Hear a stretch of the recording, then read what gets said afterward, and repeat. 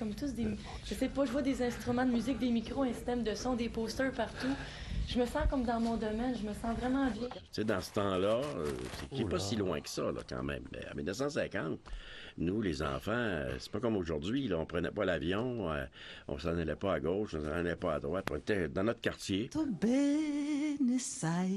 la connaissez, cette chanson de Pavarotti? C'est une déclaration d'amour, ça dit « Je t'aime tellement ». Mohamed, je t'aime tellement. Pendant 35 ans, l'émission de radio Souverain Anonyme a été enregistrée directement entre les murs de la prison de Bordeaux. Il y a près de 1000 invités qui sont allés à la rencontre des détenus, dont Céline Dion, que vous voyez présentement. Ça fait longtemps, c'est dans les années 90, mais il y a eu Serge Bouchard également. Michaëlle Jean, elle est venue souvent à l'émission, et je pense 4 fois au total, dont pour la toute dernière émission qui a été enregistrée le mois dernier. Alors, celui qui a porté ce projet sans pareil depuis 1989, c'est Mohamed Lotfi, qui est avec nous maintenant et qui donc a tiré sa révérence de ce grand projet de radio. Bonjour, Monsieur Lotfi. Bonjour, Geneviève. Alors, c'est toute une page qui se tourne pour vous après 35 ans de cette émission à l'intérieur des murs de la prison. Est-ce que vous vous souvenez quelle avait été votre inspiration au départ? L'inspiration, en fait, elle date peut-être une dizaine d'années avant même que je commence, puisque j'ai adopté, dès que je commence à faire du journalisme, d'une façon très naturelle, j'allais là où les autres ne vont pas, là où les autres journalistes ne vont pas, et aborder des sujets que les autres journalistes n'abordent pas. C'était presque naturel chez moi, et donc j'avais déjà 10 ans de journalisme dans le corps, et à chaque fois je me disais où est-ce que je peux aller le plus loin.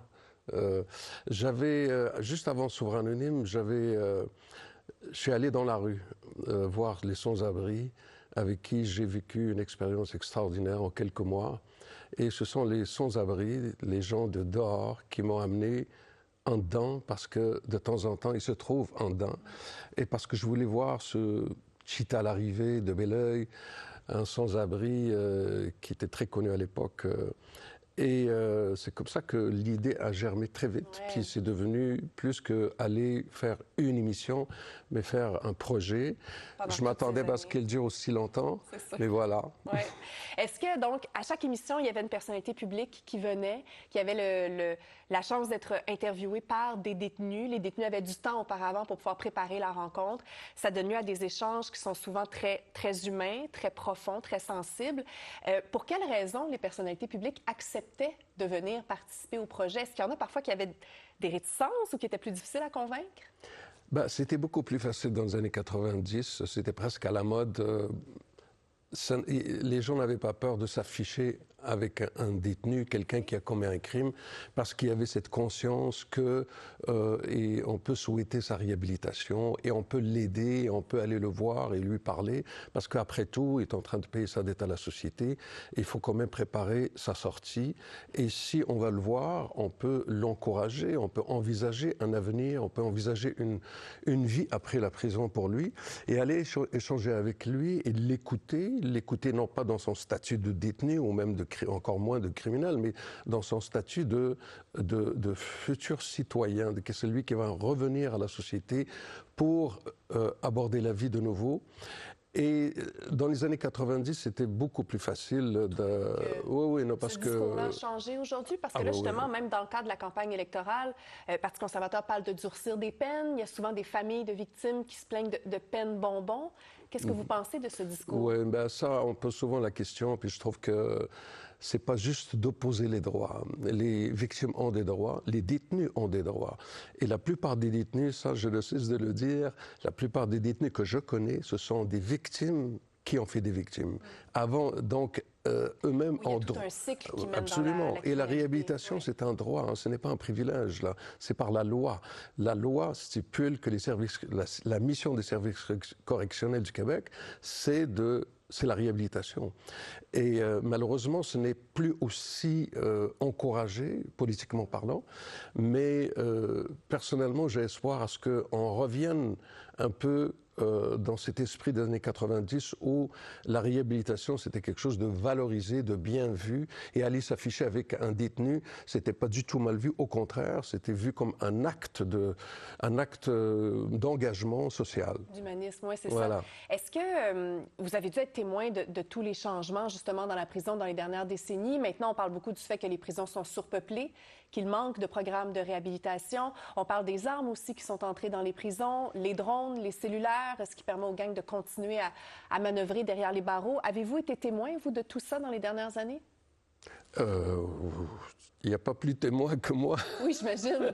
Dans le sens que je suis très proche des détenus, très proche des prévenus, très proche de la réalité.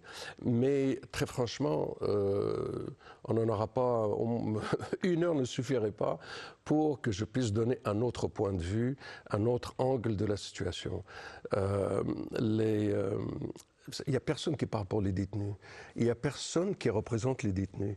Il n'y a personne qui va dire attention, la réalité est beaucoup plus subtile, plus nuancée que cela. Okay? Et ça, je n'aurai pas le temps de vous dire tous les détails, mais il faut quand même nuancer la réalité. Et il faut aussi se poser la question, si nous sommes rendus à cette situation où, oui, il y a un peu plus de violence, où la drogue rentre toujours, etc., est-ce que ce n'est pas parce qu'on a mis trop l'accent sur la sécurité, qui n'a rien de sécuritaire entre vous et moi, que la réhabilitation, qui, elle, est la vraie sécurité. La vraie sécurité, c'est dans les programmes de réhabilitation. Permettre à une personne incarcérée de sortir moins criminalisée, moins dangereux, ça, c'est de la réhabilitation et ça, c'est de la sécurité. Et ça, moi, je constate une chose, je vous remercie de m'inviter, mais il y a dans nos débats de société, il y a une absence totale, mais totale, pour aborder ces sujets-là. Il faut les aborder plus régulièrement.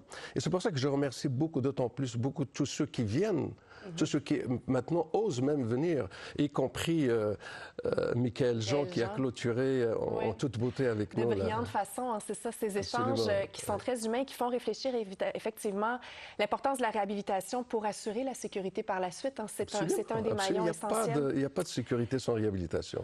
Mohamed Lotfi, donc les archives sont disponibles sur Internet justement de cette émission Souverain Anonyme. Merci beaucoup pour votre visite ce matin. Merci à vous, merci infiniment de m'avoir reçu. Merci.